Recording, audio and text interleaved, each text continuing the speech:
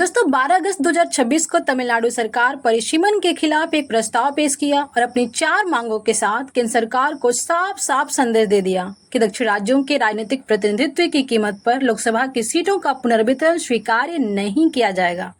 इन 4 मांगों वाली प्रस्ताव को DMK, Congress, CPI, CPM, IUML और बीसीके का समर्थन मिला, जबकि एआईएडीएमके, पीएमके और बीजेपी ने इसका विरोध किया। मुख्यमंत्री विजय की तरफ से रखे गए प्रस्ताव में मुख्य रूप से 4 मांगों में पहली मांग है लोकसभा की कुल सीटें 543 पर ही अस्थायी रूप से बरकरार रखी जाए। दूसरी मांग राज्यों के बीच लोकसभा सीटों का मौजूदा प्रतिनिधित्व अनुपात फ्रीज रखा जाए। तीसरी मांग राज्यसभा और लोकसभा के प्रतिनिधित्व से जुड़े मौजूदा 2:1 को बनाए रखने की मांग की गई।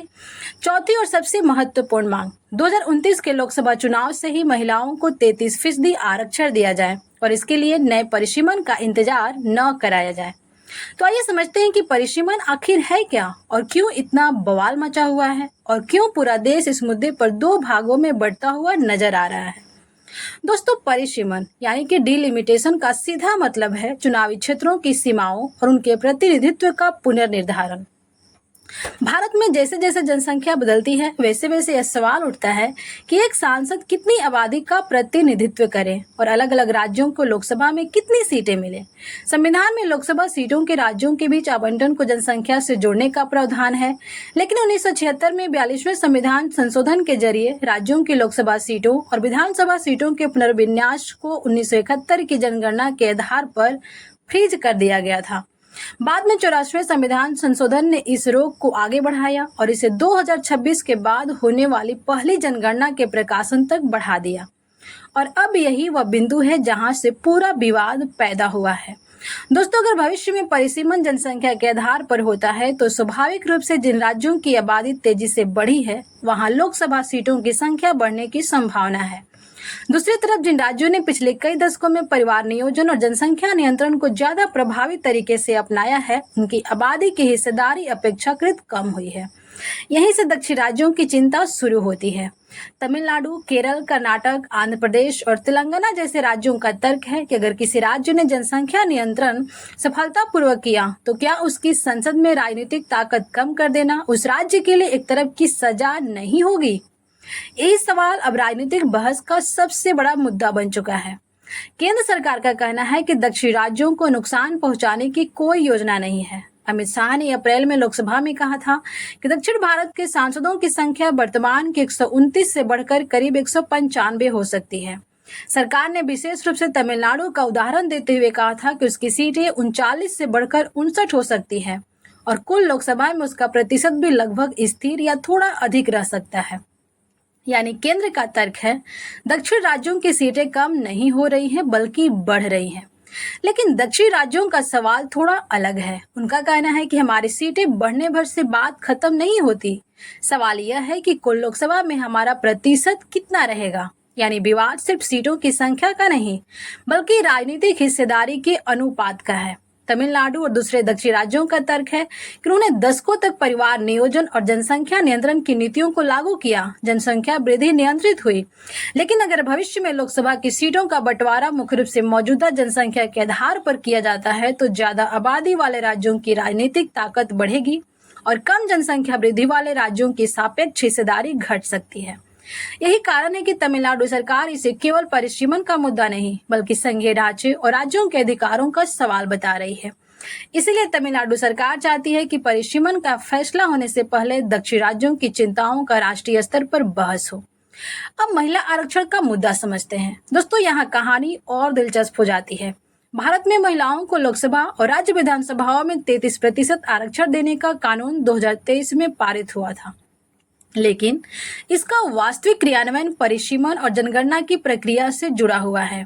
यही वजह है कि विपक्षी दलों की एक बड़ी मांग रही है कि महिला आरक्षण लागू करने के लिए परिसीमन का इंतजार क्यों किया जाए। तमिलनाडु के मुख्यमंत्री विजय भी अब इसी लाइन पर जोर दे रहे हैं।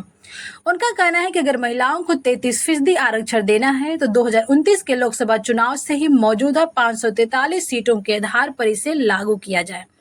यानी महिला आरक्षण हो, लेकिन इसके लिए लोकसभा सीटों का नया राजनीतिक नक्शा तैयार करने की जरूरत न पड़े।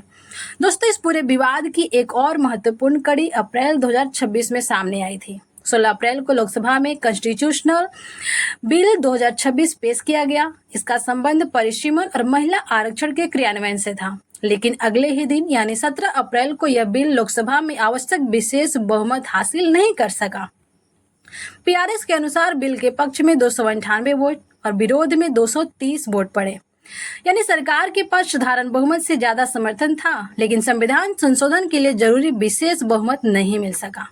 इसके बाद यह प्रस्ताव आगे नहीं बढ़ पाया। अब एक महत्वपूर्ण सवाल, क्या 543 सीटें हमेशा के लिए फ्रीज हो सकती है?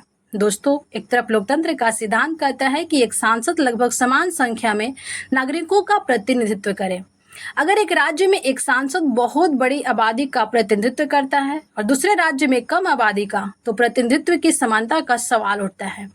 दूसरी तरफ यह भी तर्क है कि अगर राज्यों को उनकी जनसंख्या बढ़ाने या घटाने के आधार पर राजनीतिक पुरस्कार और दंड मिलेगा, तो यह राज्यों की नीतियों को प्रभावित कर सकता है, खासकर तब जब कोई राज्य केंद्र की जनसंख्या नियंत्रण नीति को सफलतापूर्वक लागू करता है। इसलिए परिसीमन सिर्फ नक्शे की लाइनें बदलने का मामला नहीं है, ये भारत के राजनीतिक शक्ति संतुलन को बदलने का भी सवाल है। अब सबसे संवेदनशील सवाल, क्या परिसीमन के बाद भारत की राजनीति में उत्तर बनाम दक्षिण का विभाजन और गहरा हो सकता है? अगर जनसंख्या के आधार पर सीटों का पुनर्वितरण होता है तो ज्यादा आबादी वाले राज्यों की संसद में ताकत बढ़ सकती है। इससे भविष्य में केंद्र सरकार बनाने के लिए राजनीतिक दलों को किन राज्यों पर ज्यादा ध्यान देना पड़ेगा, इसका चुनावी गणित भी बदल सकता है। यानी परिसीमन केवल संसद की सीटों की संख्या नहीं बदलेगा, यह राजनीतिक दलों की रणनीति, चुनावी गठबंधन, केंद्र राज्य संबंध और राष्ट्रीय राजनीति की दिशा तक प्रभावित कर सकता है। और इसी वजह से विजय का प्रस्ताव महत्वपूर्ण है। तमिलनाडु विधानसभा का यह प्रस्ताव सीधे केंद्र सरकार के सामने एक राजनीतिक संदेश है। परिसीमन हो तो दक्षिण राज्यों के हितों की सुरक्षा के साथ हो, वरना ना हो। और साथ ही महिला आरक्षण को परिसीमन से अलग करके जल्द लागू किया जाए। यानी विजय सरकार एक साथ दो मुद्दों को जोड़ रही है, पहला दक्षिण राज्यों का प्रतिनिधित्व और दूसरा महिलाओं का राजनीतिक प्रतिनिधित्व। तो दोस्तों, आज की पूरी कहानी को अगर एक लाइन में समझें तो मामला सिर्फ 543 बनाम 850 सीटों का नहीं है। असल सवाल है भारत की संसद में किस राज्य की कितनी राजनीतिक ताकत होगी।